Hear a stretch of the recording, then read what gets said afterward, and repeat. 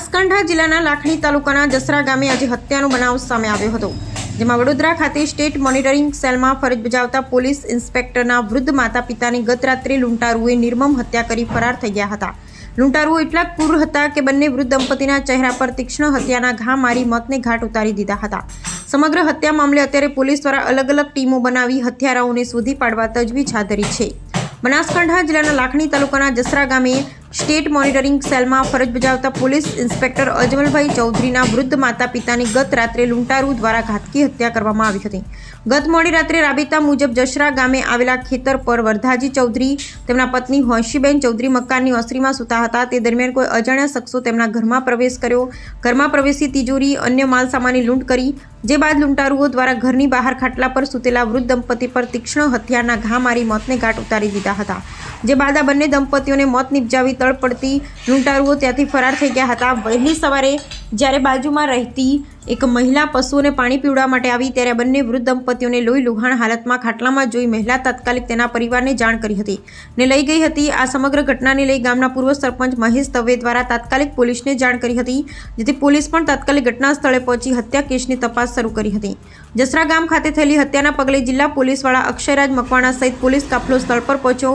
જ્યાં હત્યાનો બનાવ બન્યો હતો ત્યાં ડોગ સ્ક્વોડ અને FSLની ટીમની મદદથી સમગ્ર હત્યાની તપાસ શરૂ કરી હતી.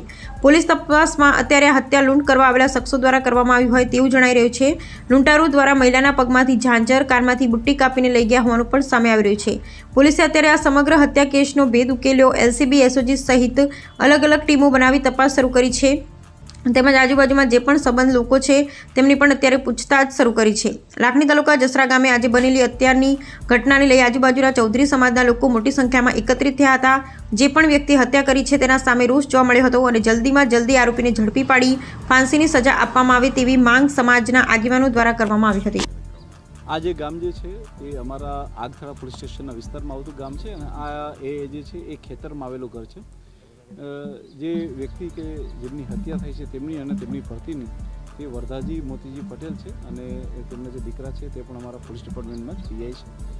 આપણે જણાવવા માંગીશ કે જે લોકોએ આ ઘટનાને અંજામ આપ્યો છે એ લોકોએ બેઝિકલી તેમના પગની અંદર રહેલી જે ઝાંઝર હોય છે અને જેમને જાણવા મળ્યું છે એ ઝાંઝર એ નાનપણથી પહેરતા હતા, એટલે એકદમ ફિટ થઈ ગયેલી હતી એમના પગની સાથે બી. તો એ પગને બી જે છે એ ત્યાંથી કટ કરી અને એ લઈ ગયા છે. કાનના જે બુટી આવે છે તેને પણ એ લોકોએ કાપીને લઈ ગયા છે. એટલે પ્રથમ દ્રષ્ટિએ અને સાથે સાથે તિજોરી બી ચોરી છે. તો પ્રથમ દ્રષ્ટિએ આ રોબરીનો અને મર્ડરનો જે બનાવ લાગે છે કે જેમાં એ લોકો લૂંટના બહાને આવ્યા હતા અને ત્યારબાદ જે છે એ લોકોને મારી અને લૂંટ કરીને ગયા છે. અમારી અલગ અલગ પોલીસની અમારી ટીમો બનાવી દેવામાં આવી છે. અમારી LCB, SOGની ટીમ અને તમામ સાયબરની ટીમ, તમામ લોકો અહીંયા છે. ડોગ સ્ક્વોડને બી બોલાવી દેવામાં આવેલી. આ સિવાય જે છે એ અમારી FSLની ટીમ આવી ગઈ છે અને અમને આંશિક રીતે તેમાંથી જે સફળતા FSLને મળવાની હોય તે બી મળેલી છે અને એમાં લોકો અમે આગળ વધી રહ્યા છીએ. આ સિવાય જે છે અમે અલગ અલગ ટીમો પાડી અને આસપાસમાં રહેતા આવા જે બીજા લોકો હોય કે જે મોડસ ઓપરેન્ડી ધરાવતા હોય, બીજા જિલ્લાના હોય, તેની સાથે બી સંકલન કરી અને આ આરોપીઓને ટૂંક જ સમયની અંદર ગોતી પાડવામાં આવે અને મર્ડર ડિટેક્ટ થાય તેના માટેના 100% તમામ પ્રયાસો જે છે એ પોલીસ દ્વારા ચાલુ છે.